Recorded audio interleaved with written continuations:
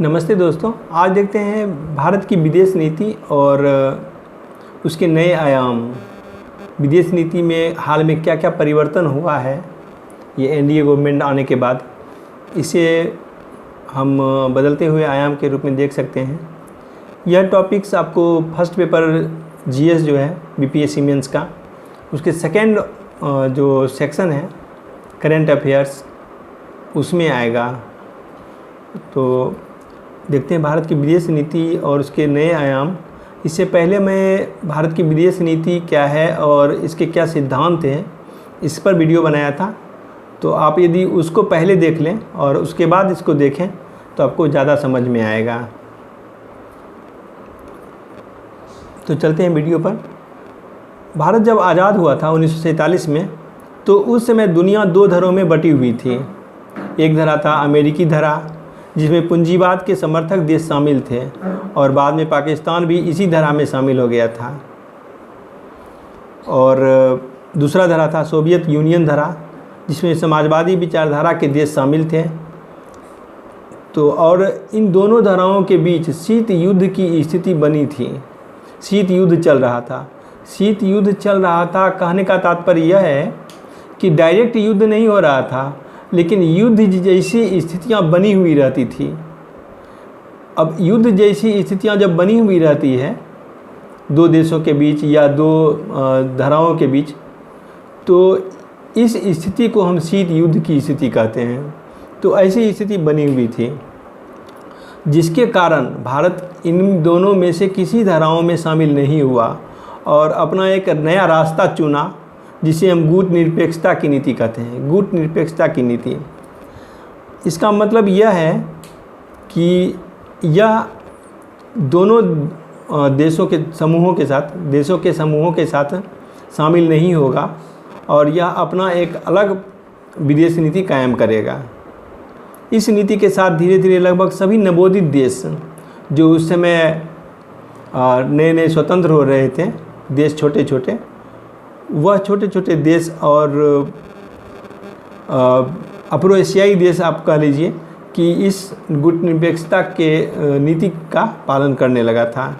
लेकिन पाकिस्तान था जो कि अमेरिकी धरा में शामिल हुआ था। यही कारण है कि एक छोटा सा देश होने के बावजूद पाकिस्तान अमेरिकी शाह पर, भारत पर कितने बार आक्रमण कर दिया था। 1948 में, 1965 में, 1971 में। यह पाकिस्तान की अपनी शक्ति नहीं थी, बल्कि अमेरिकी शक्ति थी, जिसके आधार पर वह आक्रमण करता था भारत पर, जबकि भारत किसी भी देश में शामिल नहीं था और गुट निरपेक्षता की नीति का पालन करता था, जिसके कारण भारत को कुछ नुकसान भी उठाना पड़ा था। तो चलते हैं आगे। भारत वर्तमान में भी अपनी मूल भावना के साथ ही खड़ा है, मतलब गुट निरपेक्षता की नीति के साथ ही खड़ा है, परंतु उसकी नीति में कुछ परिवर्तन आया है।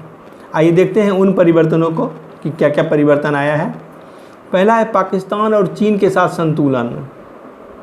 हाल के वर्षों में आपने देखा है कि भारत ने, जब से एनडीए गवर्नमेंट आया है, पाकिस्तान की दो तरीके से रणनीतिक घेरेबंदी किया है।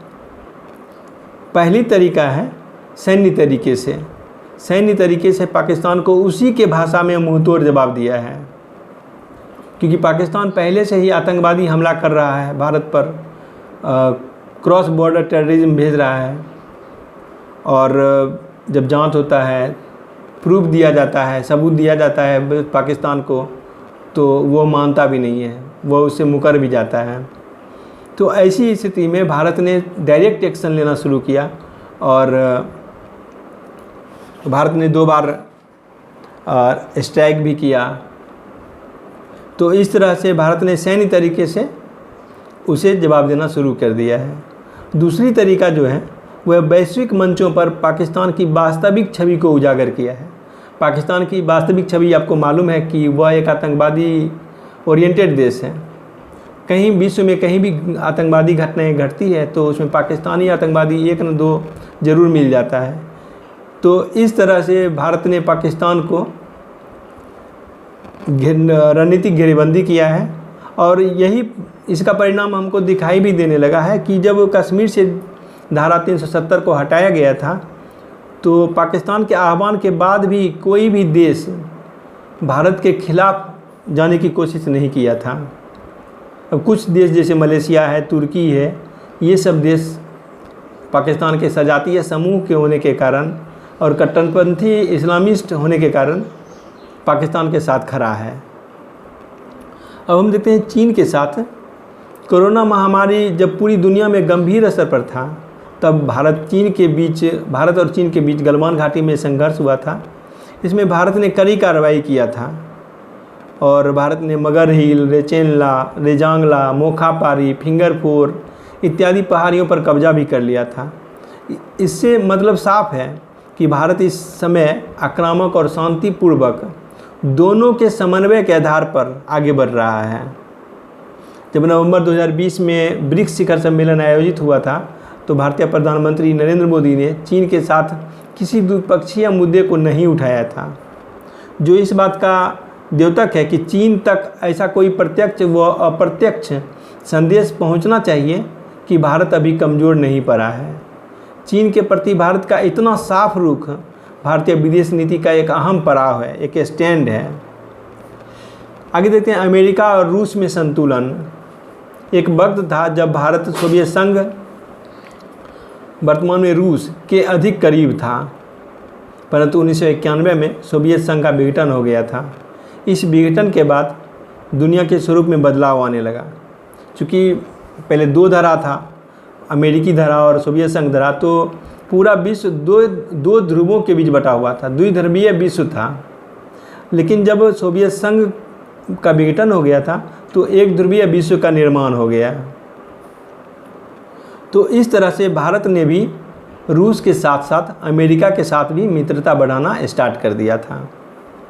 यदि वर्तमान संदर्भों की बात की जाए, भारत और अमेरिका के बीच मित्रता काफ़ी बढ़ गई है। दोनों देशों के बीच आर्थिक व्यापार लगातार बढ़ रहा है।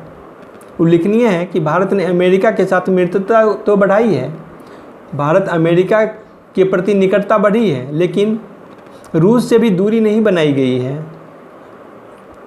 तथा वर्तमान में भारत की रक्षा आवश्यकताओं को सबसे बड़ा हिस्सा जो है रूस से ही आता है। अभी S-400 जो था वह रूस से ही समझौता किया गया था, जबकि अमेरिका इससे नाराज़ भी हुआ था, क्योंकि अमेरिका के पास S-400 के बराबर का कोई भी उपकरण नहीं था, जिसके कारण भारत ने रूस से ही इसे लेना उचित समझा था।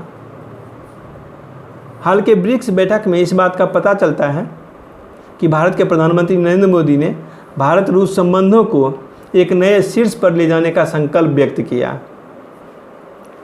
भारत रूस संबंधों का अंदाज़ा इस बात से भी लगाया जा सकता है कि भारत चीन झड़प के बाद, चूँकि चीन और रूस समान विचारधारा वाले देश हैं, इसके बावजूद भी रूस ने किसी भी आधिकारिक बयान में चीन का समर्थन नहीं किया और वो भारत के साथ अब भी खड़ा रहा। आगे देखते हैं एक्ट ईस्ट पॉलिसी के नए आयाम। हाल के वर्षों में भारत ने एक्ट ईस्ट पॉलिसी के तहत आसियान और उसके आसपास के देशों के साथ संबंधों में तेज़ी से प्रसार किया है। गौरतलब है कि चीन की मोतियों की माला नीति के मुकाबले और उसको संतुलित करने के लिए आसियान देश महत्वपूर्ण कड़ी है।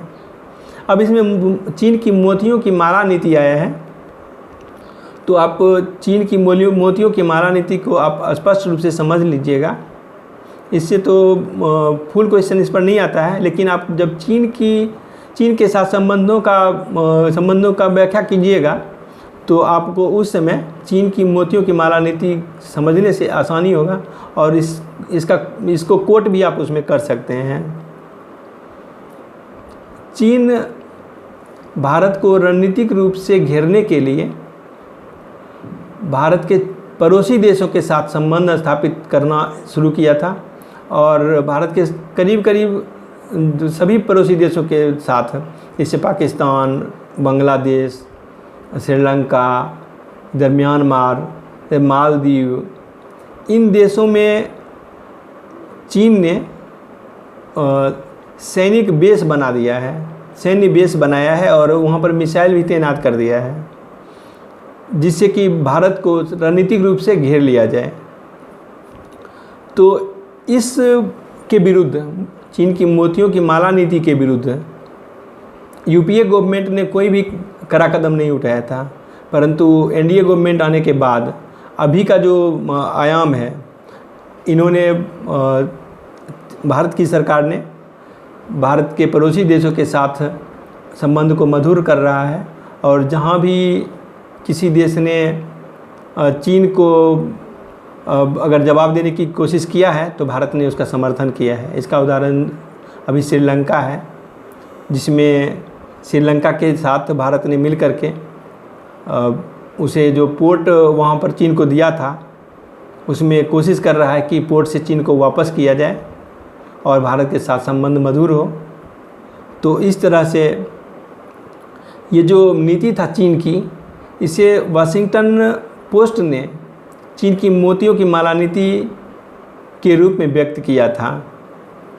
तो इसे संतुलित करने के लिए भारत के साथ आसियान देश महत्वपूर्ण कड़ी है। आसियान देश में 10 देश शामिल हैं, जैसे इंडोनेशिया, लाओस, कंबोडिया, ये सब देश आसियान के सदस्य हैं। इन देशों से भारत का ऐतिहासिक और सांस्कृतिक संबंध भी रहा है, जिसके कारण भारत के साथ आ सकते हैं। अब है पड़ोसी पहले की नीति का नया दृष्टिकोण। हाल के वर्षों में पड़ोसी पहले की नीति का भी नए नए आयाम देखने को मिला है। भारत ने इस क्रम में न केवल भूटान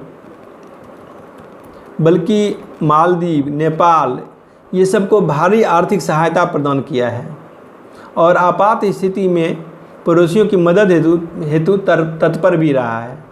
जब आप देख रहे हैं कि कोरोना संकट जिसमें आया था और हमारे पड़ोसी देश के निवासी जहां फंसे हुए थे, जैसे चीन में, अमेरिका में कहीं फंसे हुए थे, तो भारत ने भारतीय के साथ साथ उसे भी यहां लाना उचित समझा और उसे अपने अपने देशों में पहुंचा दिया। जैसे मालदीव के नागरिक चीन में फंसे हुए थे, नेपाल के नागरिक फंसे हुए थे, तो वो उन सबों को अपने अपने देशों को सौंप दिया था। बात चाहे श्रीलंका की हो या बांग्लादेश की हो या नेपाल की हो, मालदीव की हो, भूटान की हो, भारत ने अपने पड़ोसियों को हर मौके पर मदद किया है।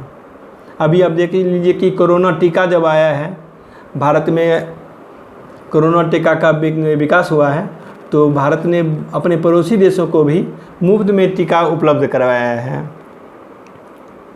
तो इस तरह से अपने पड़ोसी प्रथम की नीति पर भारत अच्छे तरीके से चल रहा है। अब आगे देखते हैं कि एशिया प्रशांत क्षेत्रों का संतुलन। इस क्षेत्रों का अपना रणनीतिक महत्व है। भू राजनीतिक और भू रणनीतिक दृष्टिकोण से यह क्षेत्र दुनिया का सबसे महत्वपूर्ण स्थान है। वर्तमान सरकार ने अमेरिका, जापान, ऑस्ट्रेलिया के साथ क्वाड का निर्माण किया है और अन्य देशों जैसे वियतनाम के साथ रणनीतिक संबंध को एक नई ऊंचाई तक पहुंचाया है। तो इस तरह से भारत की विदेश नीति में कुछ नए नए आयाम का विकास हुआ है। और आप इस तरह से भारत की विदेश नीति से संबंधित क्वेश्चन यदि आता है तो आप दोनों वीडियो को मिला करके देखें और अच्छे से क्वेश्चन का आंसर तैयार करें। और यदि वीडियो पसंद आई हो तो लाइक कीजिएगा। अगली वीडियो का नोटिफिकेशन पाने के लिए सब्सक्राइब कीजिएगा और दोस्तों में शेयर कीजिएगा। इसका भी लिंक मैं डिस्क्रिप्शन में दे दूँगा, उससे आप डाउनलोड करके पढ़ सकते हैं। Thank you.